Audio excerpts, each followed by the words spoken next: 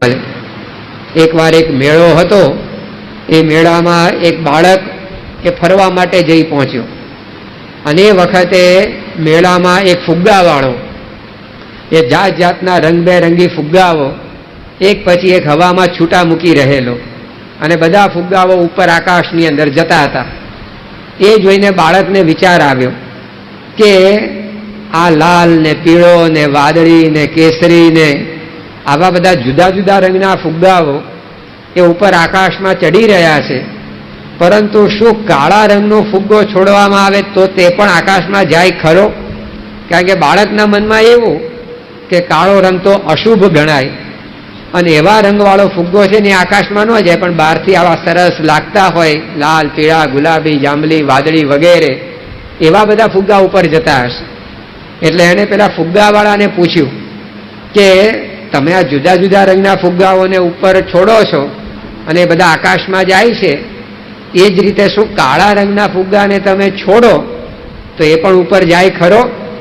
ત્યારે પેલા ફુગ્ગાવાળા એ બાળકને કહ્યું કે જો દીકરા, ફુગ્ગો બહારથી કેવો દેખાય છે એના આધારે ઉપર નથી જતો, પરંતુ એ ફુગ્ગાની અંદર શું ભર્યું છે એના આધારે ઉપર જતો હોય છે. બહારથી ગમે તેટલો સારો આકર્ષક ફુગ્ગો હોય પણ એમાં અંદર હવા ન ભરી હોય તો એ લોકોના પગ નીચે કચડાશે, એ કંઈ ઉપર નહીં જાય. અને ભલે ને બહારથી કાળો ફુગ્ગો હોય પરંતુ એમાં જો હવા ભરી હશે તો એ પોતે આકાશ ઉપર જશે. તો ફુગ્ગાની અંદર શું છે એ એને ઉપર લઈ જાય છે. બહારથી કેવો દેખાય છે એના આધારે ઉપર નથી જતો. એમ મનુષ્ય પણ જીવનમાં ઉર્ધ્વ ગતિ ક્યારે કરે? એ કયા ભાવથી કર્મ કરે છે, કયા ઈરાદાથી એ પોતે કાર્ય કરે છે, કાર્ય કરવા પાછળની એની દાનત શું છે એ અગત્યનું છે. તો અહીંયા પેલા વાજશ્રવા ઋષિ દાન કરે છે, ક્રિયા તો સારી છે પરંતુ એની પાછળની ભાવના ખરાબ છે. એટલા માટે એમનો જે બાળક આ નચિકેતા એને વિચાર આવ્યો કે આ મારા પિતાજી આવું સારું કાર્ય કરીને એ પણ આ પ્રકારે એ નરકની અંદર જશે, મારે એમને અટકાવવા જોઈએ. એટલે બાળક પોતે પિતા પાસે જઈ પહોંચ્યો અને એ બાળકને મનની અંદર વિચાર એવો આવ્યો કે મારા બાપુજી મારા માટે સારી સારી ગાયો રાખી મૂકતા હશે અને નબળી નબળી ગાયોને આ દાનમાં આપી રહ્યા છે. મારા માટે એમને આવો લોભ કરવો પડે છે, એના કરતાં બહેતર એ છે કે મને જ કોકને દાનમાં આપી દે બાપુજી તો સારું, જેથી કરીને એમને મારા માટે તો આવો લોભ કરવો ન પડે. જો એ આવા વિચારથી કે હું મારા દીકરા માટે સારી સારી ગાયો રાખી મૂકું, જેવું તેવું બધાને આપી દઉં, તો મારા માટે આવો લોભ કરીને આવું નબળું દાન કરીને અંતે નરકમાં જવાના હોય, જ્યાં કોઈ પણ પ્રકારનો આનંદ નથી એવા લોકમાં જવાના હોય, એના કરતાં તો એ સારું છે કે મને જ કોકને દાનમાં આપી દે. એટલે એમને આવો લોભ જ ન કરવો પડે. મૂળ જ કપાઈ ગયું તો પછી ડાળી પાંદડા તો એમને એમ સુકાઈ જવાના છે. મૂલમ નાસ્તિ કુતો શાખા. તો આવા વિચાર સાથે નચિકેતા એના પિતા પાસે પહોંચ્યો અને એના બાપુજીને કહ્યું કે કસ્મય મામ દાસ્યસી ઇતિ, તમે મને કોને દાનમાં આપશો? ત્યારે એના પિતા તો દાન આપવામાં વ્યસ્ત હતા. એટલે એમણે છોકરાને કહ્યું કે ભાઈ તું હમણાં મને બહુ પૂછપૂછ ના કરીશ, એક બાજુ જા. છતાં પણ થોડી વાર થઈને વળી પાછો નચિકેતા આવ્યો અને એના બાપુજીને પૂછ્યું કે કસ્મય મામ દાસ્યસી ઇતિ, બાપુજી તમે મારું દાન કોને કરશો? અને આ પ્રકારે 2-3 વાર એ નચિકેતા વારંવાર પૂછપરછ કરવા માટે આવ્યો. એટલે એના પિતા એકદમ અકળાઈ ઉઠ્યા અને આ વાજશ્રવા ઋષિએ તરત એને કીધું કે મૃત્યવેતા દદામી હતી, કે જા તને મૃત્યુને આપ્યો. મૃત્યુને આપ્યો એટલે બાપના મનમાં એવું નહોતું કે આ છોકરો મરી જાય, પરંતુ આપણે ઘણી વાર આવી બોલી બોલતા હોઈએ. મા બાપ કંઈક કામકાજ કરતા હોય, નાના છોકરાઓ કંઈક હેરાનગતિ કરે તો મા કે પિતા શું બોલે, જા આગો મર. તો આગો મર એટલે દૂર જઈને મરી જાય એવું કહેવાનો ભાવ અર્થ નથી હોતો, પણ તું મને અત્યારે હેરાન ન કરીશ, તું મને ડિસ્ટર્બ ના કરીશ, એવો ભાવ હોય છે એની અંદર કહેવાનો. બાકી બાળક આમ દૂર જઈને મરી જાય એવો કંઈ કોઈ મા બાપને કહેવાનો હેતુ નથી હોતો.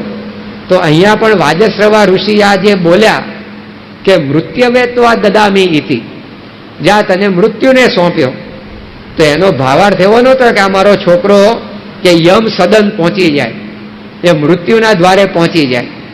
પરંતુ નચિકેતા કંઈક જુદી માટીનો હતો.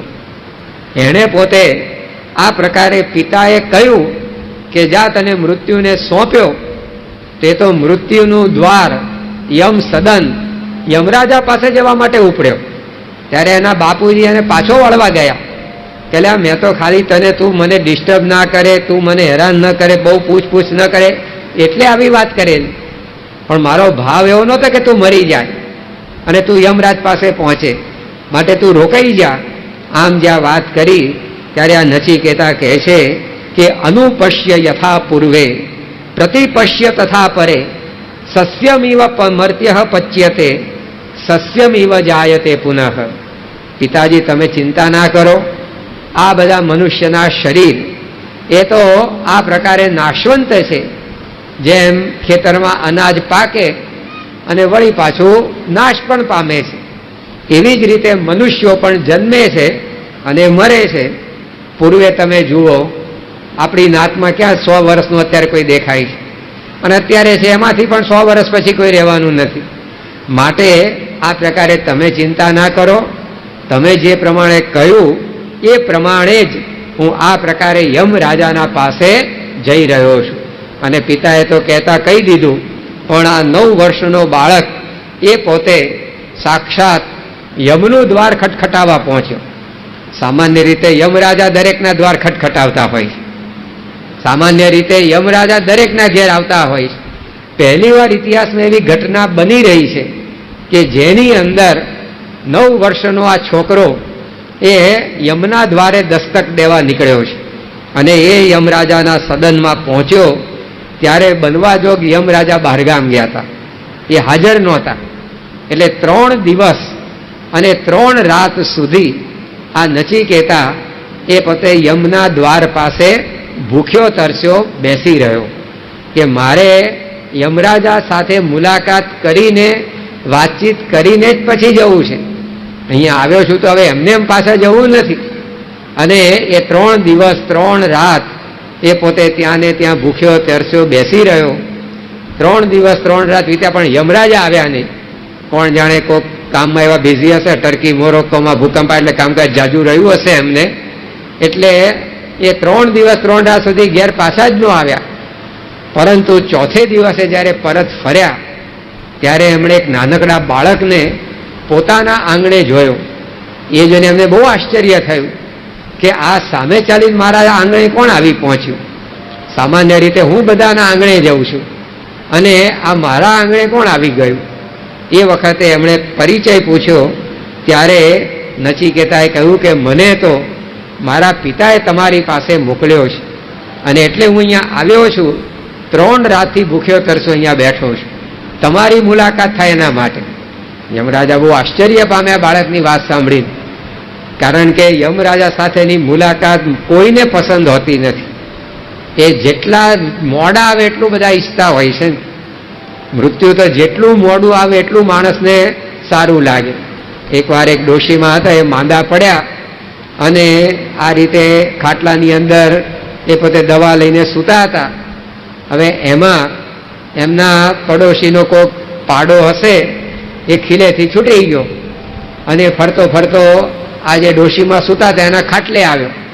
અને જ વખતે આ જે પાડો હતો એને ખંજવાળ ઉપડી. હવે આ પશુઓ બધા ભીતે માથું ઘસે કે આવી કંઈક વસ્તુ હોય ને ત્યાં માથું ઘસે ને પોતાની ખંજવાળ મટાડે. તો પાડાએ પોતાની ખંજવાળ દૂર કરવા પેલા ડોશીમાં જે ખાટલે સૂતા હતા એ ખાટલાની પાંગત હતી, એનો જે પાયો હતો ને ત્યાં પોતાનું માથું ઘસવા માંડ્યું. અને જેવું એનું માથું અડ્યું ને ખાટલો હલ્યો તે ડોશીમાં જાગી ગયા. અને ડોશીમાં એ કથામાં સાંભળ્યું હશે કે યમરાજ આવે ને ત્યારે પાડા ઉપર બેહીને આવે. એનું સાધન એ છે, દરેક દેવના દરેકના સાધન જુદા જુદા બતાવવામાં આવ્યા છે. યમરાજાનું સાધન શું છે? કાળો પાડો. અને આવું કંઈક શ્રાવણ મહિનાની કથામાંથી સાંભળીને આવ્યા હશે અને એમણે જોયું કે આ પાડો આ ખાટલો હલાવે છે એટલે તરત જ ઓઢી ગયા માથે અને બોલવા હું માંડ્યા કે હું તો હજી હાજી નરવી છું, માદાનો ખાટલો અંદર છે કે.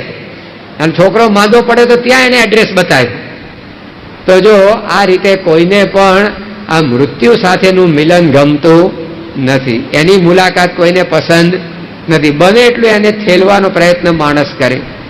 જ્યારે આ 9 વર્ષનો છોકરો એ તો યમરાજ સાથેની મુલાકાત માટે 3 દિવસ સુધી ભૂખ્યા તરસે બેસી રહ્યો. એ જાણીને યમરાજાને ઘણું આશ્ચર્ય થયું કે આ કંઈક નોખી માટીનો બાળક લાગે છે. અને એમણે એ નચિકેતાને કહ્યું કે તીસરો રાત્રિ યદ અવાસી ગૃહે મેં અનશ્નન બ્રહ્મન અતિથિર નમસ્ય નમસ્તેસ્તુ બ્રહ્મન સ્વસ્તિ મેસ્તુ તસ્માત પ્રતિ 3 વરાન વૃણીશ્વ. કે તું 3 દિવસ ને 3 રાત મારા ત્યાં આવીને ભૂખ્યો તરસ્યો બેસી રહ્યો, એ તો તારો મારાથી અપરાધ થઈ ગયો કહેવાય. માટે હવે 3 રાત ને 3 દિવસ તું ભૂખ્યો તરસો રહ્યો, એના બદલામાં 3 વરદાન મારી પાસે માગી લે. કારણ કે અતિથિ એ પણ અગ્નિનું, દેવનું સ્વરૂપ છે. આપણી સંસ્કૃતિમાં આપણે બોલીએ છીએ માતૃદેવો ભવ, પિતૃદેવો ભવ, આચાર્ય દેવો ભવ, એની સાથે અતિથિ દેવો ભવ. અતિથિના રૂપે પણ દેવ એ આપણા આંગણે આવતા હોય છે. અતિથિ આવે એટલે આપણે એને પાણી પાઈએ છીએ. પહેલાના જમાનામાં તો એના ચરણ ધોઈને ચરણ પ્રક્ષાલન કરવામાં આવતા. તો આ કેમ કરવામાં આવે છે? કારણ કે અતિથિને અગ્નિનું સ્વરૂપ કહેવામાં આવે છે. તો અગ્નિને આપણે પાણી નાખીને બુજાવવો પડે, નહીતર જો એ અગ્નિ પ્રજ્વલિત રહે ને બુજે નહીં તો ઘર બાળી નાખે. એટલે અતિથિને પહેલા પાણી આપવામાં આવે, એના પગ ધોવામાં આવે, એટલે અગ્નિ શાંત પડી જાય. એટલે પછી ઘરમાં કંઈ બહુ વાંધો આવે